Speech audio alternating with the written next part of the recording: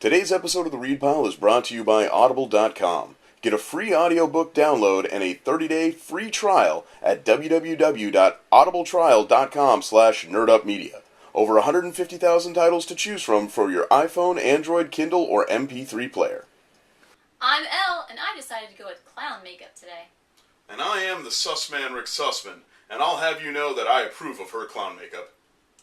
Oh, and you are watching the Read Pile. It's the week of March 11th, and here's some comic book news you can use. Did you know that March 11th was International Corncob Pipe Day? Made that up. I might have. Comic book news.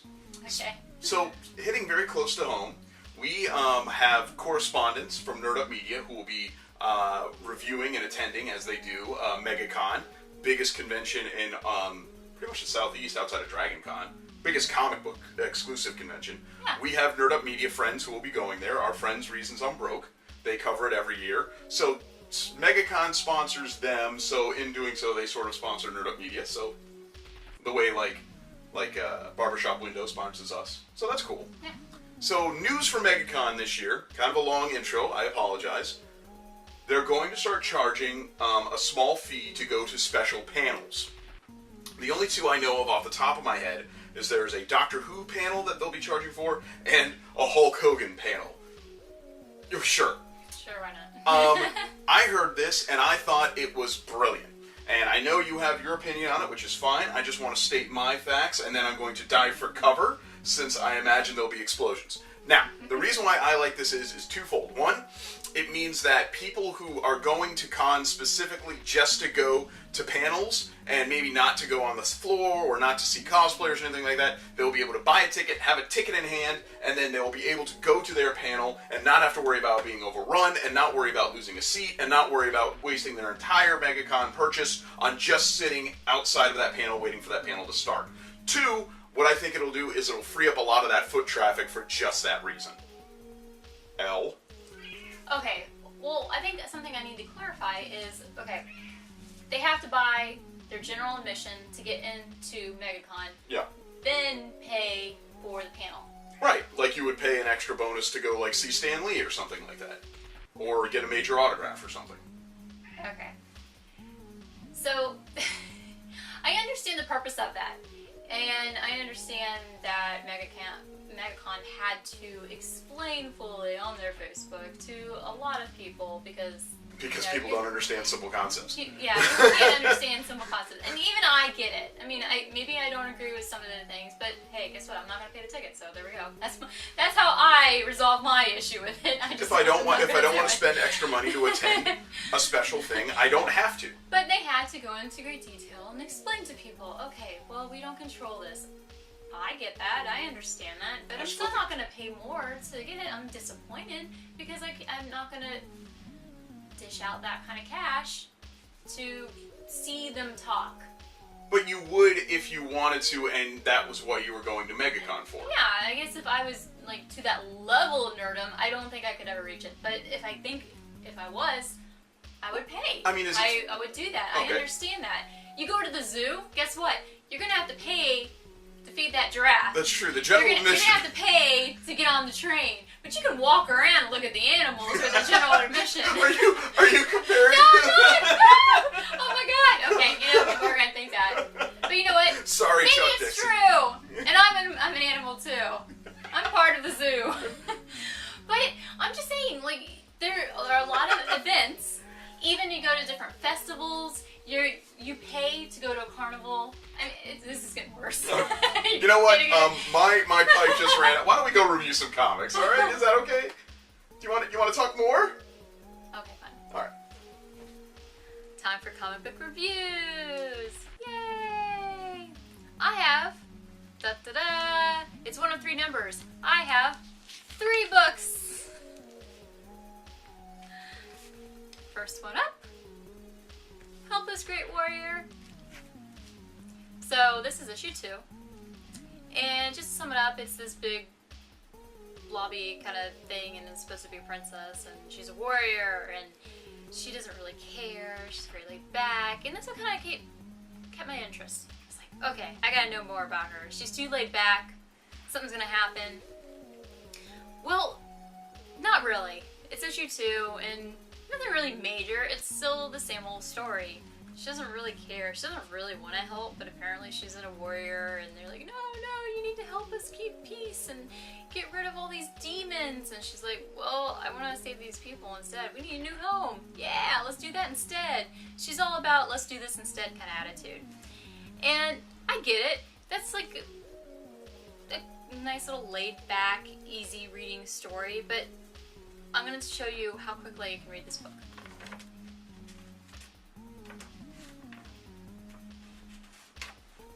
And we're done. It's that quick. It's not very interesting. There's not very many words. It's not a very big story. I don't think it's supposed to be. So I feel like I can't give that much criticism to it. But it's an easy read. It's interesting in a way, kinda. But it's not a very heavy story. But I'm gonna keep it on my list because you know what? On your the read pile? On my read pile? She's up to think of the Oh my god, I said the title of this. I said it. Okay, anyway. Next up, something else. Howard the Duck. Okay, so most people, they're like, oh yeah, Howard the Duck. I know Howard the Duck. Guess what?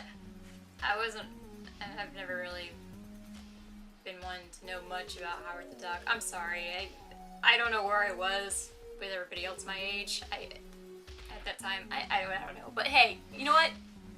Here it is. I checked it out.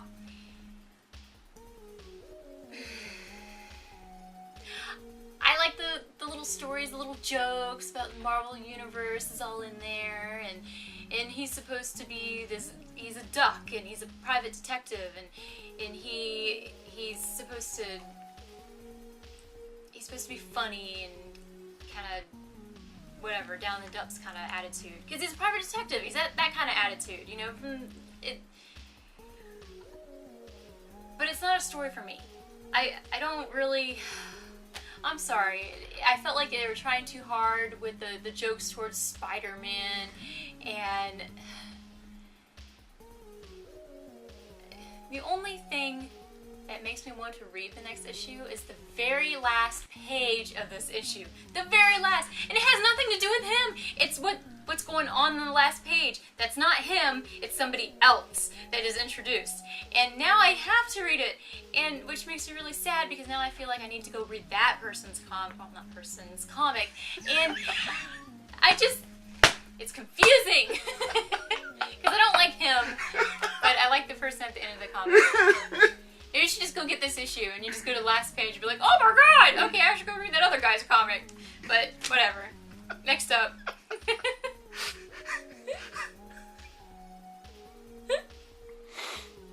Next up, my pick of the week. I'm sorry, it's kind of obvious. Like always. I don't remember.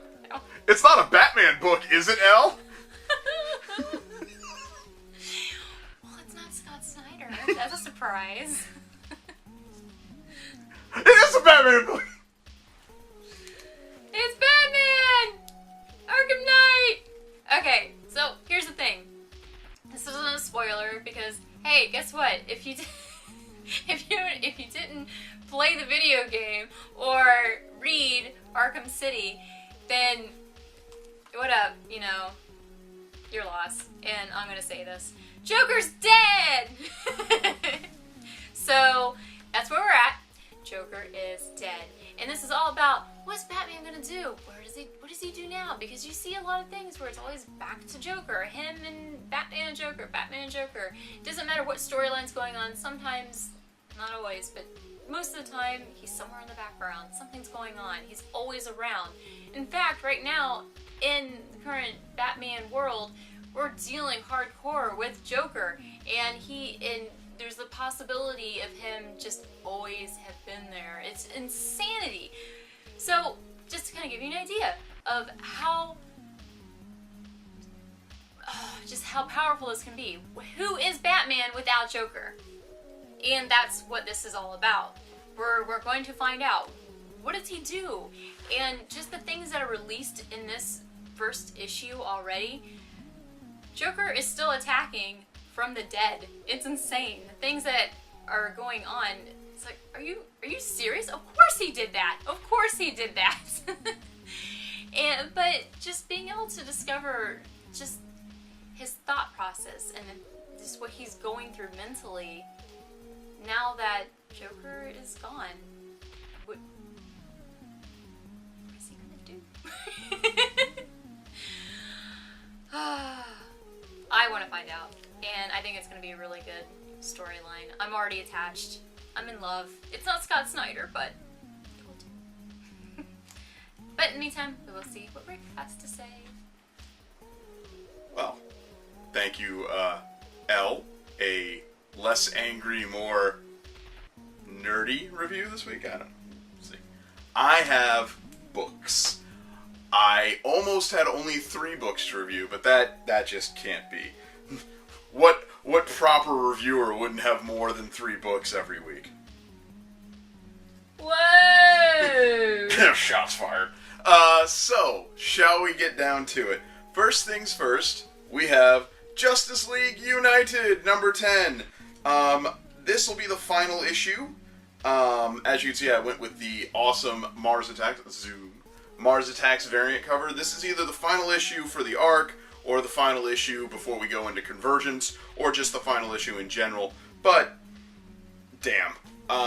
It was always, since the 0 issue all the way to this issue, Justice League United was always like one of the books that I was telling people, hey, you gotta check this out, you gotta check this out. Then the Ultra story kind of got a little old, and then the Legion came in, but it never lost its interesting. It always had enough to keep me going, and I'll be very honest, the last couple issues, I trudged through them, I was a little meh, but Lemire does such a great job with his writing that I'm actually legitimately sad to see this go. I don't know if it's going to be coming back after Convergence, or if that's just it. And you know what? If that is just it, that was a great little story. I'm always a fan of books that have terminal points, because it lets you know that there's a beginning, a middle, and an ending, and you need to enjoy it. Another book that's coming to an end, but is not actually over, but is over for the read pile, officially, is The Amazing Spider-Man by Dan Slott, issue number 16. It's not bad, and Humberto Ramos is back on the art, who I adore. I absolutely love his art. I'm just over the story. I went with Dan Slott on this awesome roller coaster that began with issue 700, that led into the entire Superior Spider-Man run, that led all the way through Spider-Verse with the first 15 or so issues of the new Amazing Spider-Man series. It was awesome, it was fabulous, and then after it was all said and done, it just sort of got to be a little done, a little monotonous, a little, okay. It's hard for me to say that, because I love Dan Slott both as a writer and as a Twitter personality. But, you know, his Silver Surfer books have been really, really, really, really good, and it's not like he's hard up for work. He's doing great stuff. I just think that me and Amazing Spider-Man, we've never really been that close of friends, so it's time for us to part ways. Still a very good issue. I am not recommending it. It's not a pass or anything like that. It just sort of was a bookend for me. It was like Green Lantern issue 21. There was nothing particularly wrong with Green Lantern issue 21. It's just after such a long storyline, that was it. Something that is only a one-shot, but was a blast from my past, and very nearly almost my pick of the week. Actually, you know what? I'm going to change it up midstream. It is going to be my pick of the week. I'm going to review another book first, and then I'm going to get to why that book was my pick of the week. We're going to jump. East of West, number 18. Boom. John Hickman continues to write the story of Death's child, Babylon. Babylon being raised by a floating orb that is apparently he calls Balloon. Babylon is a monster. No, seriously. Babylon is a monster. He is a child that is born of death and Death's bride, a crazy, awesome Chinese warrior princess. I know you're thinking Mulan. It's close enough. It doesn't matter. But East of West is the book that you need to be reading. It is a world unto itself. It's one of those few books that I'm stunned isn't already being optioned into a movie or a TV show like like a Sex Criminals or something like that, because Hickman just writes worlds, and you need to get in on it. Okay, so let's get the graphics spun up. Alright, graphics should be here by now. I grew up with one particular character as my favorite, the Punisher. When I got a little older, though, I discovered a character from Image Comics when it debuted by Todd McFarlane, known as Spawn. In the Fortress of Nerditude, one of the 4 books that we have on the Wall of Fame is, in fact, Spawn number 1, signed by Todd McFarlane. Spawn was, is, and always will be a huge character for me. When I found out they were relaunching at Spawn number 251 with a one-shot called Spawn Resurrection, I thought I had to check it out. Initially, I had read reports that it was going to be written by Brian Wood, who I read a lot of his stuff, but it turns out it ended up being written by Paul Jenkins of a lot of old school Batman. I think Batman, he did Jekyll and Hyde, the Two-Face story that I adore. But Paul Jenkins has been around forever, and he did Spawn Resurrection. Damn, I love that book. That was great. It's a story about Spawn, Al Simmons specifically. Al died, went to hell, became a Hell Spawn, essentially becomes the ruler of hell in a Ghost Rider kind of I killed the devil, therefore I become the devil kind of thing. And in issue 185, he kills himself. But a demon can't die. He actually pushed himself into a void, into oblivion, into limbo, where a small dog finds him, and that dog is God. And God explains to Al Simmons, Spawn, you gotta come back, and this is why. And it's a touching issue, and it reminded me why I love this character so much, and why I will always love this character. It did for me in one issue what literally 190 issues of comics couldn't do, and that was remind me how much I love Spawn. I stopped reading Spawn around issue 70, or issue 60, I should say, pardon me, and issue 250 just passed, and I just sort of shrugged. I picked this one up just because I wanted to check out where the new direction was, and it's really phenomenal. Spawn Resurrection. If you got a chance, check it out. It's really, really good, and that's why it's my pick of the week. For you, our loyal followers of The Read Pile, we have an awesome offer from Audible.com. Audible is offering a free audiobook download with a free 30-day trial to give you the opportunity to check out their awesome service. You can download some really great books like The Hobbit, the unabridged version from Tolkien. You can download Divergent, Lean In, lots of great stuff to check out. To download your free audiobook today, go to audibletrial.com/nerdupmedia. Again, that's audibletrial.com/nerdupmedia for your free audiobook.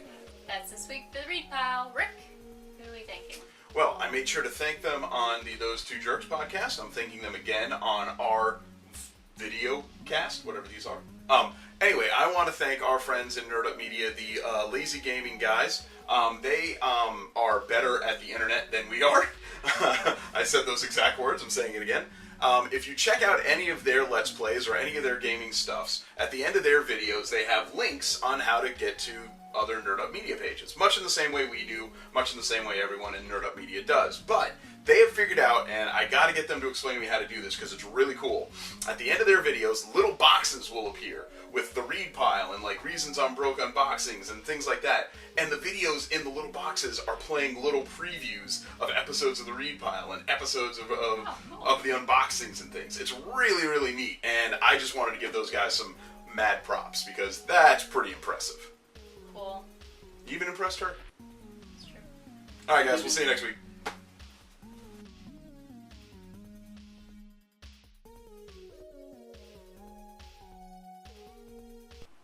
So that's the Doctor Who, and there's the Spawn #1 signed by Todd McFarlane. My dad bought it for me for my birthday. It's not weird. Nothing is weird that's going on here. Nothing. Nothing.